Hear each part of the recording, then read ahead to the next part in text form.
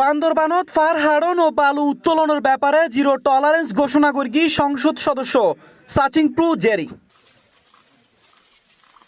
বান্দরবানের লামা উপজেলার আজিজনগরত ফার দোষী শিশুসহ 5 জন নিহত অন্য 2 পরিবারের সাইতু জেরে সাংবাদিক অলর সামনে এই হতাগিন হয় বান্দরবানের স্থানীয় সংসদ সদস্য সাচিংপ্রু জেরি।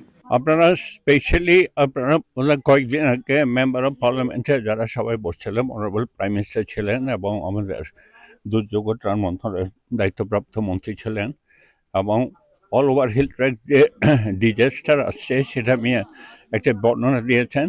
তখনই কিন্তু আজকে বান্ধব পার্বত্য জেলা এই যে 5 জনের যে আকস্মিক যে ভূমিধসে মৃত্যু হয়েছে সেটাও উল্লেখ করা হয়েছে এবং স্পেশালভাবে প্রধানমন্ত্রী খুবই আন্তরিক, আমাদের প্রধানমন্ত্রী গতকালকেও উনি অল ওভার হিল ট্র্যাক্সের 3 জন ডেপুটি কমিশনার, পুলিশ সুপার সহ দীর্ঘমেয়াদী কথা বলেছেন, ইন অ্যান্ড আউট চুলচেরা বিশ্লেষণ করেছেন এবং আজকে খাগড়াছড়িতে প্রতিমন্ত্রী মহোদয় গেছেন, রাঙামাটি ঘুরে বান্ধবন আসবেন। আমরা এখানে আমাদের সীমাবদ্ধতার ভিতর অনারেবল প্রাইম মিনিস্টারের যে ত্রাণগুলি আছে ইমিডিয়েটলি আমরা অল ওভার ডিস্ট্রিক্ট সেটা বিভাজন করা হয়েছে।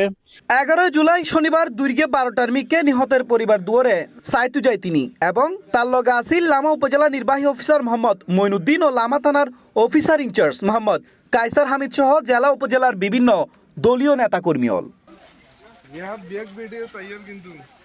এ সময় গড়বাড়ি মেরামতুল্লাহ নিহতের 2 পরিবারের 50,000 টাকা করে মোট 1 লাখ টাকা আর্থিক সহায়তা প্রদান করে এবং আজিজনগর ইউনিয়নের মহিলা মেম্বার ও রেহান আক্তার পারদোষী গুরুতর আহত হয়ে চট্টগ্রামের একখান মেডিকেলত চিকিৎসাধীন তাহনে তারারে 10,000 টাকা অনুদান প্রদান করে।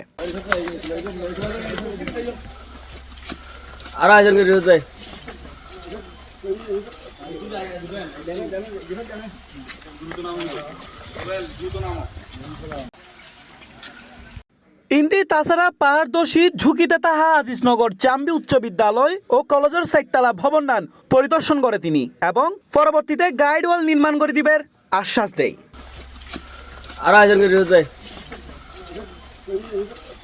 C plus TV, Chittagong.